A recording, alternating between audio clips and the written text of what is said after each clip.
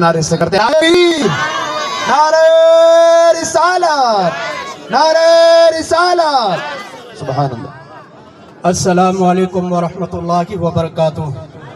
نحمدہ ونصلی علی رسولہ الکریم، اما بعد فاعوذ باللہ من الشیطان الرجیم، بسم اللہ الرحمن الرحیم۔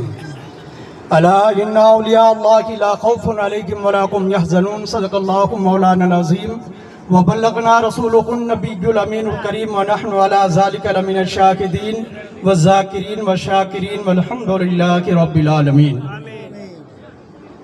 بادائے توحید کے مت والوں، شمع رسالت کے پروانوں، اولیاء امت کے جانثاروں، غوث و خواجہ کے چاہنے والوں، لا الہ الا اللہ محمد رسول اللہ کا برد پڑھنے والوں، اپنے آقا و مولا حضور رحمت عالم نور مجسم صلی اللہ تعالیٰ علیہ وسلم کی بارگاہ مقدس عالیہ میں تمامی حضرات بلند آواز سے درود شریف پڑھیے۔ اللہم صلی علی سیدنا و حبیبنا و مولانا محمد مبارک وسلم، صلاۃ و سلام علیک یا رسول اللہ، صلاۃ و سلام علیک یا حبیب اللہ صلی اللہ تعالیٰ علیہ وسلم۔ غوث اعظم محمد کا محبوب ہے، غوث اعظم محمد کا محبوب ہے، غوث اعظم کا گھر گھر میں فیضان ہے، غوث اعظم کی ہر جا مچی دھوم ہے، غوث اعظم زمانے کا سلطان ہے، غوث اعظم کی ہر جا مچی دھوم ہے، اور غوث اعظم کا گھر گھر میں فیضان ہے۔ نگاہ ولی میں وہ تاثیر دیکھی، نگاہ ولی میں وہ تاثیر دیکھی کہ بدلتی ہزاروں کی تقدیر دیکھی۔ گرنے والا جب کوئی محمد کا نام لیتا ہے، گرنے والا جب کوئی محمد کا نام لیتا ہے، گرتے گرتے خدا بھی اسے تھام لیتا ہے۔ برادران اسلام، آج آپ اور ہم ہر سال کی طرح جان محمد صاحب علیہ رحمہ کے عرس کے موقع پر یہاں جمع ہوئے ہیں۔ ہمارے قائد اہل سنت حضرت علامہ سید غلام حسین صاحب پیر صاحب بھی ابھی عنقریب تشریف لائیں گے۔ ان سے قبل ہمارے عزیزم مولانا سلیم صاحب اسٹیج پر رونق افروز ہیں، اور بلبل باغ مدینہ قاری روشن دین صاحب صدیقی اور کئی علماء کرام یکے بعد دیگرے یہاں حاضر ہیں۔ آپ ان کی چہرے کی زیارت جماعت فرمائیں اور دل جمی کے ساتھ میں بیٹھے رہیں۔ کوئی بات آپ کو اچھی لگے تو سبحان اللہ الحمدللہ کہتے رہیں، کیونکہ یہ محفل ان اللہ والوں کی ہے۔ کسی شاعر نے کیا خوب ہی کہا، محبوب کی محفل کو محبوب ہی سجاتے ہیں، محبوب کی محفل کو محبوب ہی سجاتے ہیں، آتے وہی ہیں جنہیں مدینے والے سرکار بڑھاتے ہیں۔ تو رب تبارک و تعالیٰ اپنے قرآن مجید والفرقان حمید میں ارشاد فرماتا ہے، الا ان اولیاء اللہ لا خوف علیہم ولا هم یحزنون، بے شک اللہ کے ولیوں کو نہ کوئی خوف ہے نہ کوئی غم ہے۔ یہ دنیا انہی کے اندر نیک کئی ایسی جماعتیں آئی ہیں۔ قرآن کریم میں رب تبارک و تعالیٰ نے اپنے نیک بندوں کا تذکرہ بیان فرمایا۔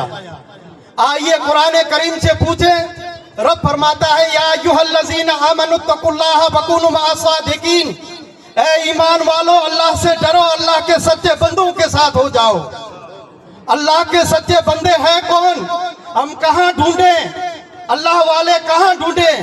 تو آئیے قرآن کریم سے پوچھیں رب تبارک و تعالیٰ کے محبوب اور سچے بندے کون ہیں؟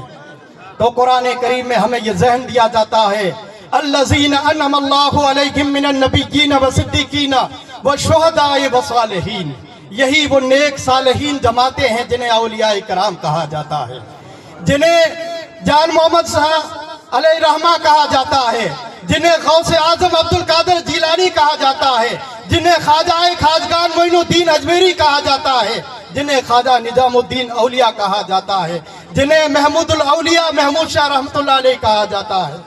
ایسے بزرگ ہیں جن کے بارے میں قرآن کریم رب تبارک و تعالیٰ بیان فرماتا ہے۔ شہداء کربلا جو میدان کربلا میں شہید ہوئے، اولیاء کرام، انبیاء کرام اور رسولان اعظام، یہی وہ نیک جماعتیں ہیں جن سے تمام مسلمانوں کو یکے بعد دیگرے تمام کے جماعت کے ساتھ میں جڑے رہنے کا حکم ہے۔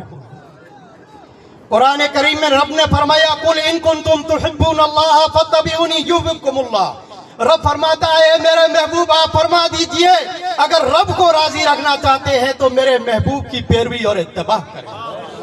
اگر مصطفیٰ کی اتباع اور سنت کے مطابق مسلمان زندگی گزارتا رہے گا تو دنیا میں بھی کامیاب، میدان محشر میں بھی کامیاب ہے۔ رب تبارک و تعالیٰ نے دنیا میں ہمیں کس مقصد کے لیے پیدا فرمایا ہے؟ قرآن کریم میں رب نے فرمایا وَمَا خَلَقْتُ الْجِنَّ وَالْإِنسَ إِلَّا لِيَعْبُدُونَ، میں نے جنات اور انسان کو اپنی عبادت اور بندگی کے لیے پیدا فرمایا ہے۔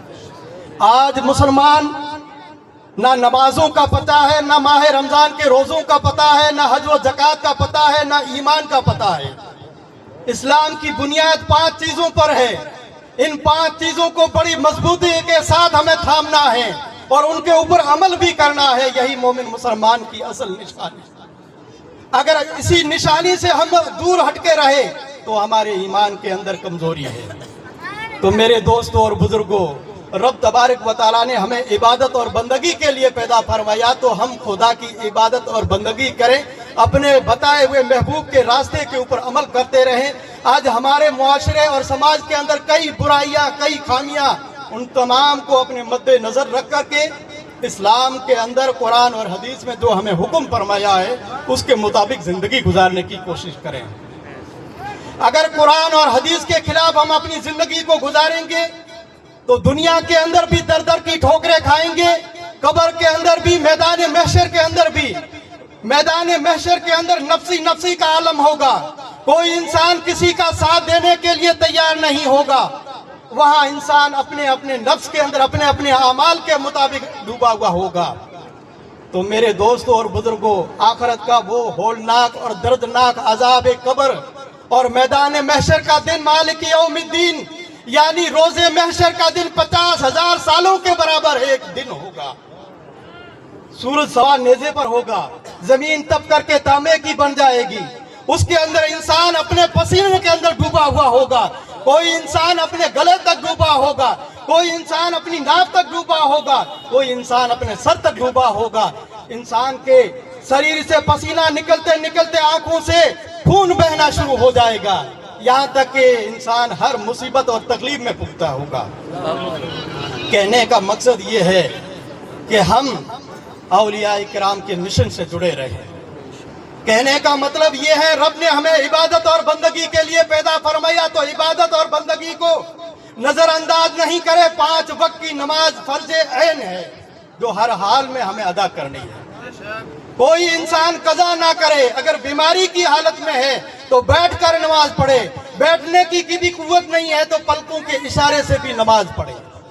کسی شاعر نے کیا خوب کہا، روز محشر کے جا گدا از بود، روز محشر کے جا گدا از بود، اولی پرش سے نماز بود۔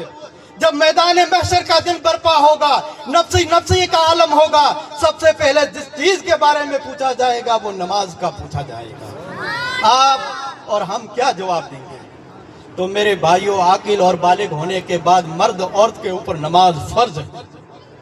نماز فرض ہے، اس کو اگر قضا کرے گا ایک نماز تو اسے 88 لاکھ برس تک جہنم کی آگ میں جلنا پڑے گا۔ آپ یہ فیصلہ کر لیں، ہم جان بوجھ کر ایک نماز کو چھوڑیں گے، ایک نماز کے بدلے میں 88 لاکھ برس تک جہنم کی آگ میں جلنا پڑے گا، وہ بھی جہنم کی ایسی آگ جو دنیا کے 70 حصوں سے آگ سے وہ زیادہ بڑھ کر آگ ہے۔ اس آگ سے بڑھ کر 70 حصہ زیادہ وہ آگ تیز ہے، اس کے اندر ہمیں 88 لاکھ برس تک جہنم میں جلنا پڑے گا۔ میرے بھائیوں، نوجوانوں، نماز کی پابندی کرو، اسی میں بھلائی ہے۔ ہمارے مذہب اسلام کے اندر رب تبارک و تعالیٰ نے ہمیں یہ حکم دیا کہ اپنے ماں باپ کے ساتھ میں بھلائی کرو، وَبِالْوَالِدَيْنِ إِحْسَانًا۔ قرآن کریم میں رب نے فرمایا جو اپنے اولاد اپنے ماں باپ کے ساتھ میں بھلائی نہیں کرے گی، وفاداری نہیں کرے گی، ان کا کہنا نہیں مانے گی، رب فرماتا ہے میں اس بندے سے ناراض ہوں۔ ایک ایک فرمان کو ہمارے علماء اکرام یکے بعد دیگرے آپ کو دین کی باتوں سے سنوارتے رہیں گے۔ آپ اپنے دل و دماغ کے اندر اتار کر کے اس کے اوپر عمل کرنے کی کوشش کریں۔ ہمیں چاہیے چوری، چگلی، غیبت، ان تمام بیماری برائیوں سے بچنے کی کوشش کریں۔